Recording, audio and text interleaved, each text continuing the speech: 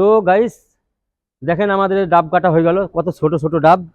আর ভাই ডাবের ভাই ছোট ডাব কিন্তু নারকেল হয়ে গেছে, দেখেন দেখেন সিঁড়ি দেখাচ্ছে আপনার, দেখে দেখেন কে বুঝবে পানিওয়ালা ডাবের মতন কালার।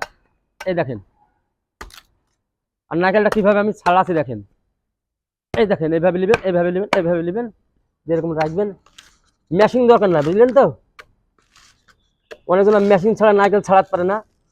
এই দেখেন আমরা এরকম বুদ্ধি করে মাঝে মাঝে ছাড়াই। কাজটা দেখিলেন, শিখিলেন ভালো করে।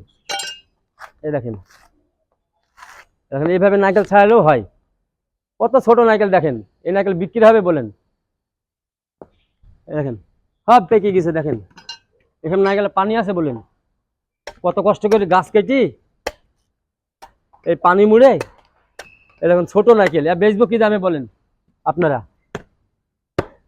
একটা গাছে দেখেন, একটা গাছের গুচ্ছা কত বড় বড় হয়েছে দেখেন। দেখিলেন আমার নারকেল ছাড়ানটা দেখিলেন। এখানে এইভাবে কারো মেশিন না থাকলে এইভাবে এইভাবে ছাড়াবেন, মানে তাহলে দিক্কাত হবে না, বুঝলেন তো।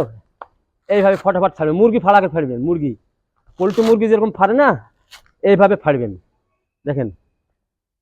আর দেখেন গাছে গুছা দেখেন কত গুছা ধরেছে, একটা গুছাতে 50টা ডাব। তাহলে কিভাবে কি করবেন বলেন। পানি আছে কিন্তু ছোট ডাব হইলেও পানি আছে। এই দেখেন দেখেন ডাব ছোট কিন্তু পানি কিন্তু ধামাকাতে।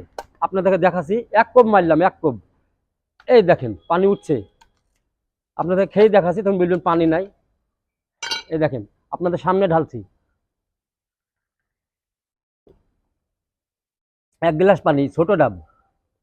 ছোট ডাবের বড় ধামাকা, মানে কাজ ছোট আর ডাব ছোট আর কাজ হচ্ছে বড়।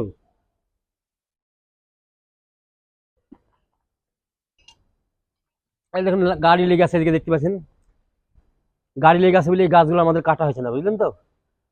এবার এই গাছটা কাটবো, আপনাদেরকে দেখাচ্ছি। এই দেখেন এই গাছটা কাটবো, কিন্তু পানিতে ভিজে গেছে গাছটা, উঠতে পারছি না, বুঝলেন তো।